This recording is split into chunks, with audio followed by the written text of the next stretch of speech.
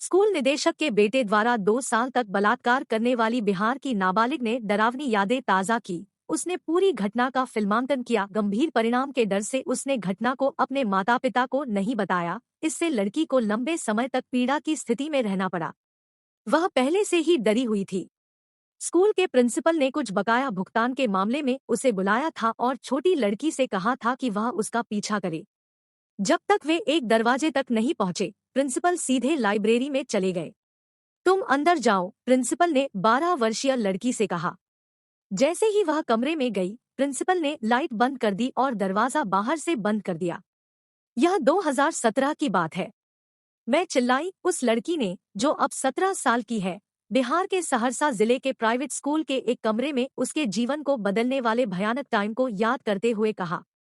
वह कमरे में अकेली नहीं थी। स्कूल संचालक का बेटा उसका इंतजार कर रहा था। वह मेरे करीब आया, मेरे बाल खींचे, मुझे चोट पहुंचाई, मेरे साथ बलात्कार किया और पूरी घटना का वीडियो बनाया। जब वह मेरे साथ बलात्कार कर रहा था, मेरी शर्ट के बटन टूट गए। एक बार जब उसका काम पूरा हो गया और उसकी पकड़ ढीली हो गई, तो वह बस भाग जाना चाहती थी। लेकिन प्रिंसिपल दरवाजे पर पहरा दे रहे थे। प्रिंसिपल ने मुझे पकड़ लिया और मेरे बाल, कपड़े ठीक करने से पहले मुझे थप्पड़ मारा।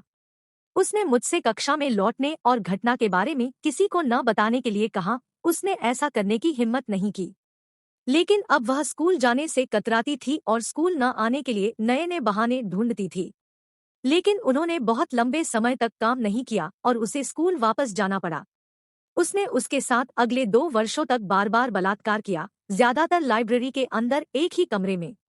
एक समय ऐसा भी आया जब सदमे में डूबी लड़की ने अपने बलात्कारी और प्रिंसिपल का सामना करने की हिम्मत जुटाई और उनके बारे में शिकायत करने की धमकी दी। लेकिन वे बहुत आश्वस्त थे। उन्होंने मुझसे कहा, तुम क्या बताओगी?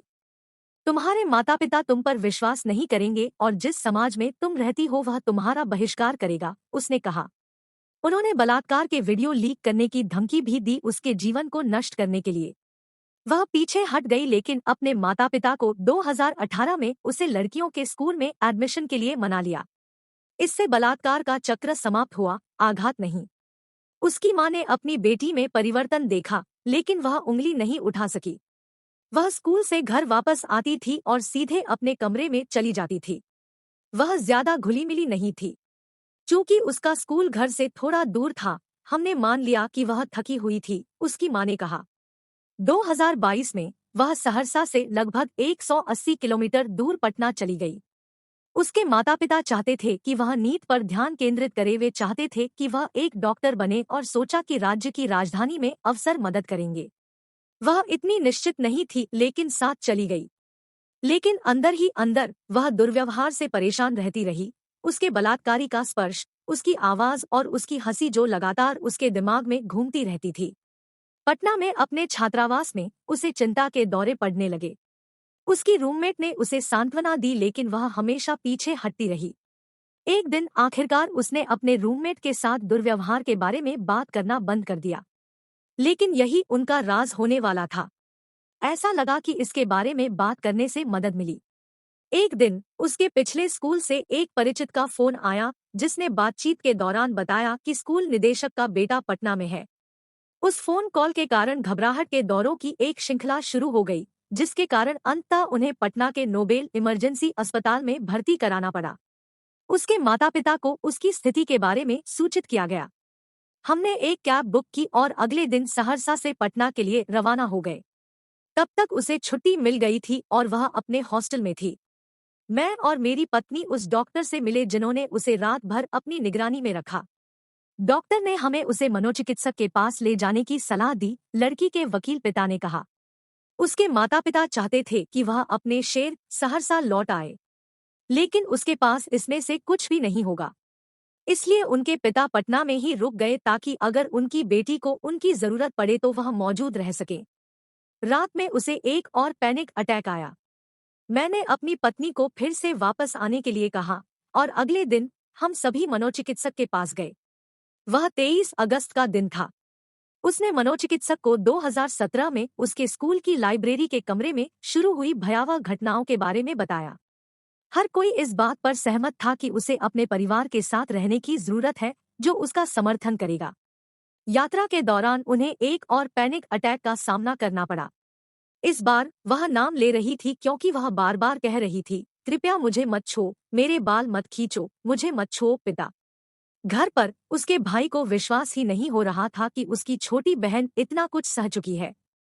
वह कुछ वर्षों से ठीक नहीं थी, लेकिन हमें नहीं पता था कि उसके साथ बलात्कार और दुर्व्यवहार किया गया था।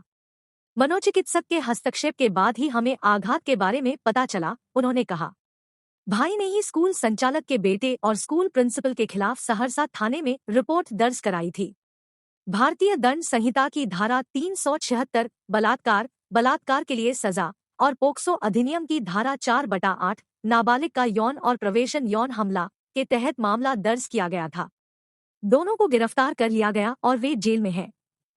उप महानिरीक्षक कोसी रेंज शिवदीप वामनराव लांडे ने बाद में फेसबुक पर एक भावनात्मक पोस्ट में दिल दहला देने वाले मामले का उल्लेख किया और दूसरों को आगे आने के लिए प्रोत्साहित किया। उन्होंने कहा कि 2 से 3 लड़कियों ने दुर्व्यवहार के समान अनुभवों के साथ उनसे संपर्क किया था।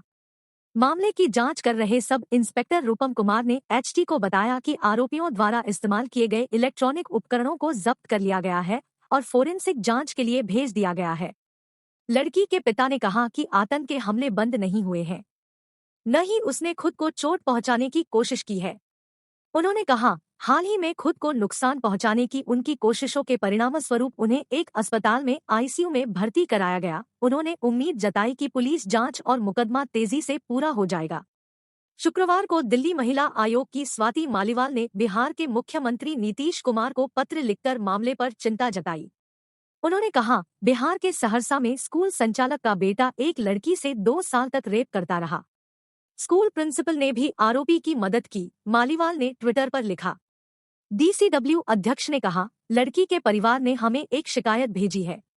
अभी तक कोई मुआवजा या कानूनी सहायता भी नहीं मिली है। इस गंभीर मामले को लेकर नीतीश कुमार जी को पत्र भेजा गया है।